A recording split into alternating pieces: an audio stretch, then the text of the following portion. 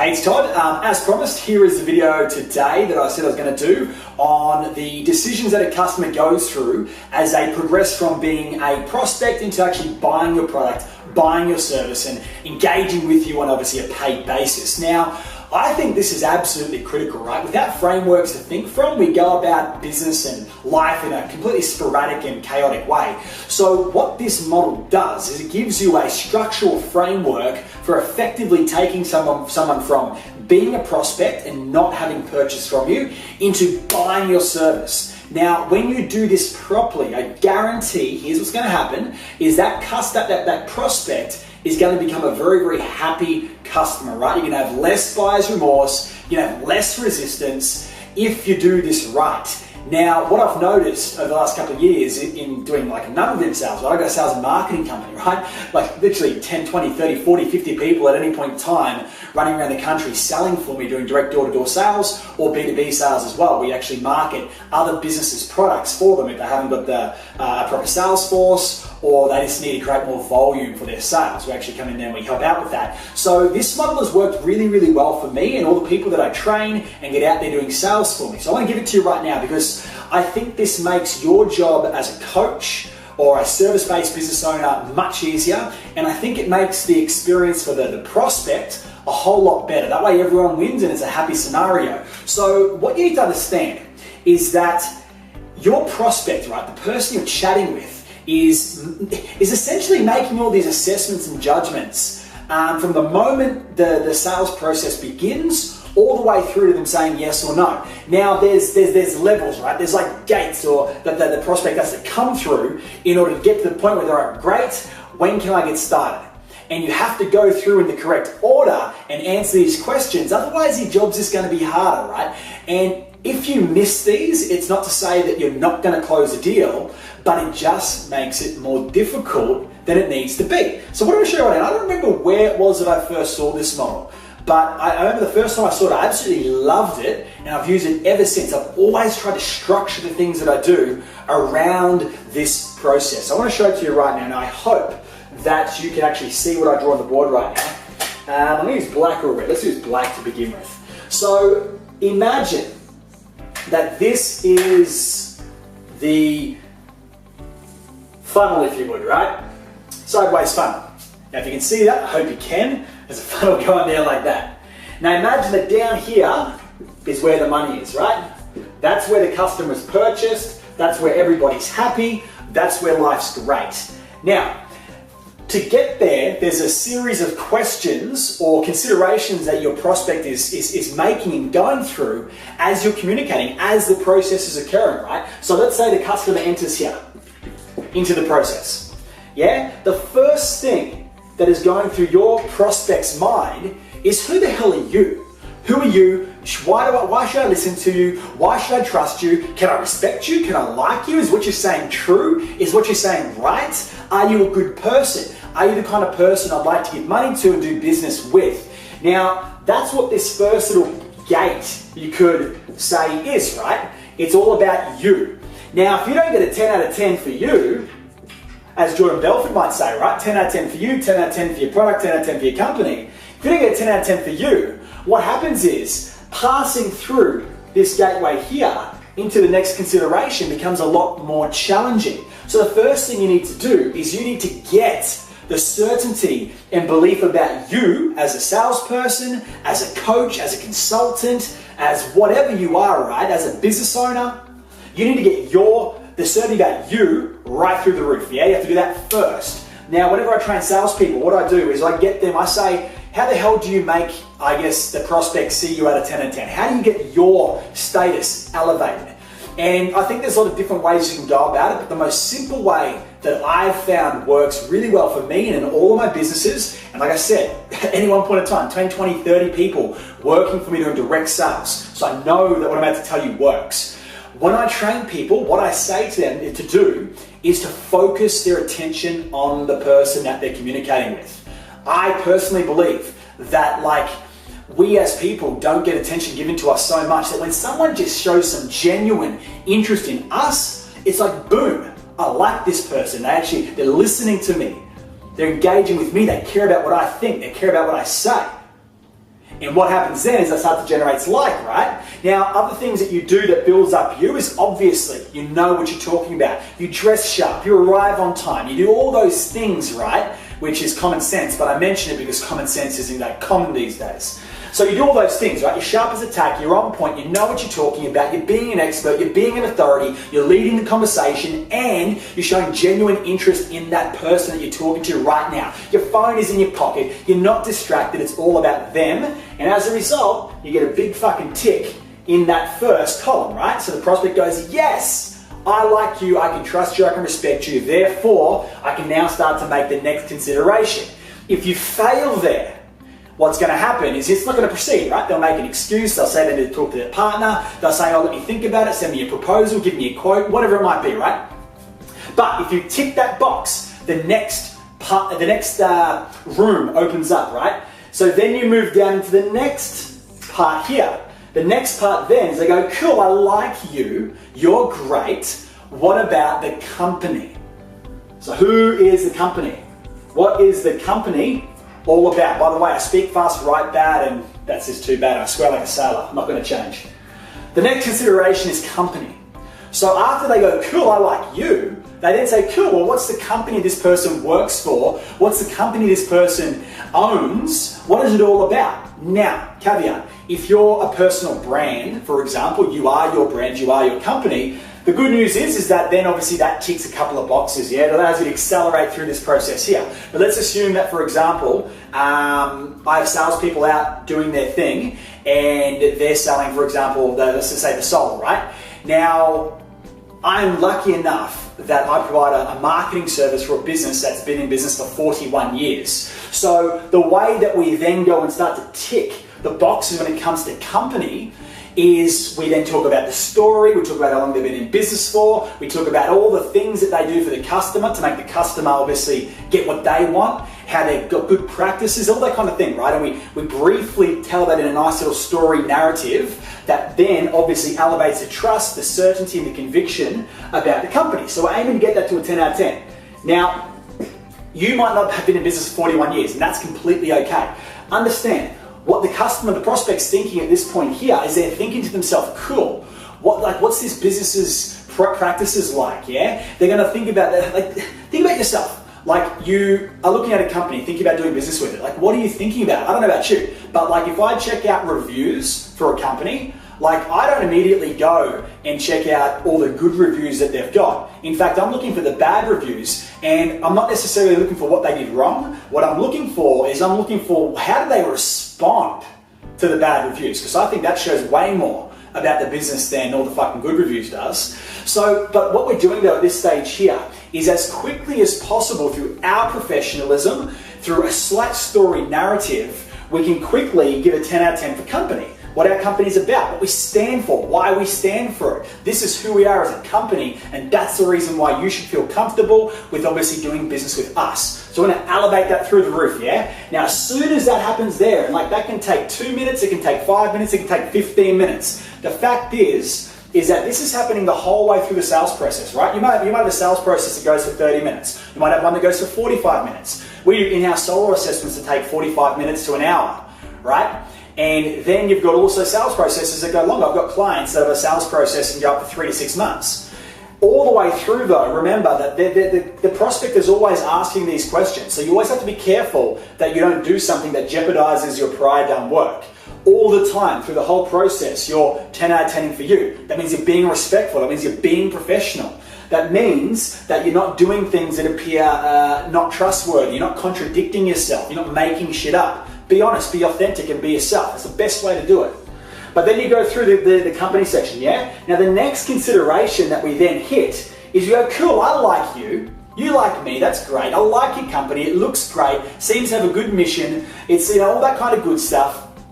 So then, we then go, okay, cool, what's this product that you're trying to push onto me, right? What's this product that you're trying to get me to buy? Is this right for me? That's the real question, right? So they like you, they like the company, they resonate with that, it all makes sense. They're then thinking, cool, what's this product this person is pushing onto me? Yeah, I know that I can see that it works for other people, but will this work for me? That's what it's all about, right? How does this product work for me? Me. Because all the prospect cares is they don't care what kind of car you drive. They don't care how nice your watch is, all right? What they care about is what's in it for me. So what you need to then do when you're communicating about your product, when you're talking about the service that you provide, you're wanting to show that prospect, right, as much as you can, how this product is absolutely perfect fit right for them. And when you can do that and you can show that to them, they can really see it, right? And you check in, right? Salespeople are scared to check in. I love checking in. I'm like, cool, does this make sense? Do you feel like this is a good fit? Do you feel like this is a good solution for you? And they agree. It's like, cool, boom.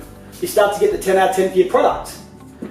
Now that's your traditional Jordan Belfort style 10 out of 10s, right? The 3 tenors. So 10 out of 10 for you, 10 out of 10 for company, 10 out of 10 for product. But the next thing that happens, right, as we proceed down to that person either buying from you or not, is they're then asking themselves a question. So they've said, okay, cool, who are you? And boom, you've given a big tick about that. They're like, cool, I like you. Great, who's your company?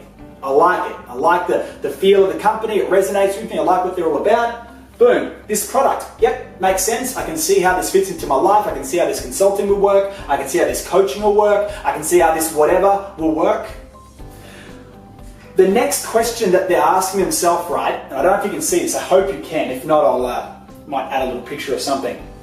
But the next question they're asking is, okay, well, what's the value of this? More importantly, why should I, with all the fucking things that I've got going on in my life right now, why should I prioritize this thing in front of all the other bills, all the other stuff that I have to pay for? Why should I make this a priority right now? So what are you doing this stage here is you're elevating the value, right? You're elevating the value through the fucking roof so that they go, fuck, I need to prioritize this ahead of everything else that's in my life right now and get this now. If you fail to do this, obviously closing the deal on the spot becomes much more challenging, right? So what you want to do is once again get 10 out of 10 for value. To give you an example, so as we go through this process here, in the solar industry, which is one of my businesses, yeah. So we 10 out of 10 with yourself as a salesperson by going in, being professional, being on time, knowing what you're talking about, being tidy, all that kind of good stuff. We then do a brief little story narrative about the company that kind of gets the prospect going, fuck yeah, this company is great. We then describe the product, why we use it, why it's going to work for them, what their history is all about, how it all fits into the big picture. And then we do something really unique. And I always talk about vehicles of value.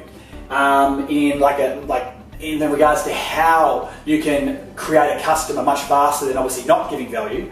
But in our vehicle value, what we're doing at this stage here and how we make the prospect prioritize this right now is we do this really cool little double-sided sheet that I made that essentially finds out what they're spending, where they're spending it, where they're spending too much. We then break down to a full analysis of what's being spent, how it's being, I guess, proportioned throughout the day, and we then show them exactly what they can save and exactly what they can make in regards to credit from the electricity company, and essentially we show them how to completely eliminate their bill.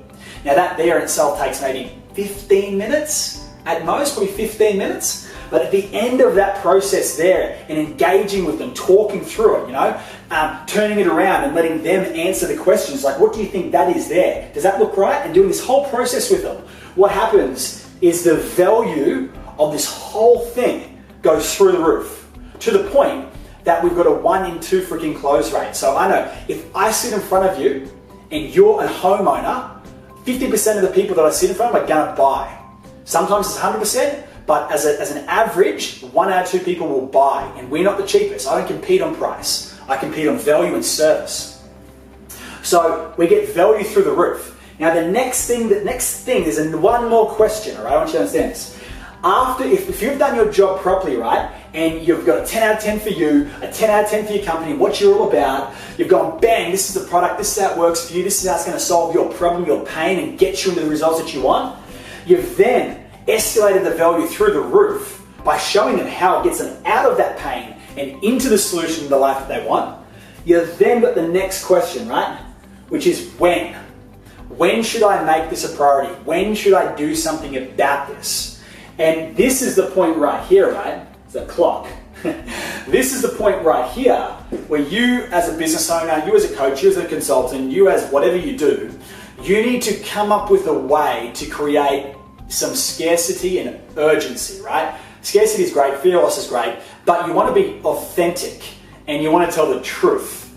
I'm very much not an advocate for making fake urgency and fake scarcity. You have to come up with a way that's true, that's authentic, that is actually going to motivate them to take action right now. For example, the way I do it with the solar stuff is I do the whole process. I have a little transitional question that moves them from experiencing the value and then getting the desire cranked up. I have a question that segues into close, where I go, do you feel like this is a solution that will work for you? They say yes to that. I then take it away from them by saying, okay, well, hang on a minute. We don't even know if you can actually fit this on your damn roof. At which point we go outside, we have a look, and we go over this whole process. I then go inside, I do a panel layout, etc., to make sure it all does fit. I look at them, I go, congratulations, boom, this is going to work. They feel really, really good. And the way that I create the when, like the when, to get that happening right now, I go, fantastic. Now, I'm assuming that you probably don't want to continue just renting your electricity being a homeowner, right? You own your house, why rent your electricity? They go, yeah, it makes sense. I go, great. Well, right now, to get this system on your roof to produce this result for you, this is how much it's going to be, which works out to be X, Y, Z. Now, whose name is this going to go under? And the way that I make the when happen is completely through my tone of voice, the words that I emphasize, and the assumptive, feel behind the whole thing. It's like you've agreed this whole way, this is for you. And then it's like, great, who's it going under? It's this whole assumptive thing. If you let them try to make the decision themselves, understand this, like I'm all for people making a choice right there and they're on their own, of their own volition. But at the same time, you need to create a bit of pressure on them to make a decision, because if you allow people to either make a choice or not make a choice, 9 out of 10 times, most people will not make a choice. So what we need to do as business people, as people in sales, is we have to apply this nice pressure on the prospect to make them make a choice now. Because at the end of the day, for example, all the things that I sell, I know are going to actually help that person massively in their life. Whether it's coaching, whether it's my training programs, whether it's a solar investment, whether it's filtration systems for their house, for the water, whatever it might be, I know it's going to change the quality of their life. So for me, I've got conviction. I know that I need them to make a choice now. And if I go away, chances are they won't make a choice. So just to recap this whole model here. So what happens is we get 10 out of 10 for you. Boom, that allows a customer to consider the next question, which is, okay, well, I like you, what about your company? Once again, they resonate with that. That proceeds then to the next stage, which is, okay, what's this product? What are you pushing onto me? If you get that to a 10 out of 10 and you answer that question and how that fits into their life in regards to solving a problem for them, that then goes to the next stage, which is value. What's the value of this? Why should I prioritize this in my life right now? And you should have a little process that you go through there that does that job, that makes them see that this should happen right now. Now, if you've done this, and this well from the beginning, the when happens naturally. Like, for example, I'll use the solar one as an example because I've said that a couple of times. When we get to the close there, it's the softest and easiest close ever.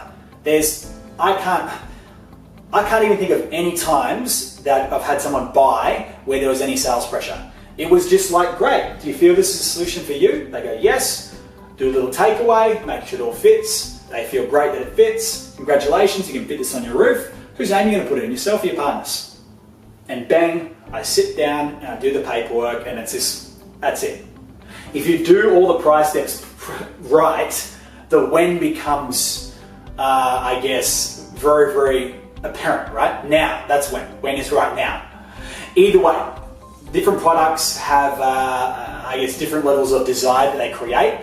You need to work out exactly how you can get that value up that makes the prospect want to obviously buy now. And then keep in mind that some people need a little bit more of a push than others, so you need to come up with some tactics or strategies for creating a bit of urgency so they take action right now. That might be in the form of a guarantee, that might be in the form of bonuses, that might be in the form of something, right? That just makes them go, shit, I need to do this now. Anyway, I hope you take this and apply this into your businesses because it works really, really well.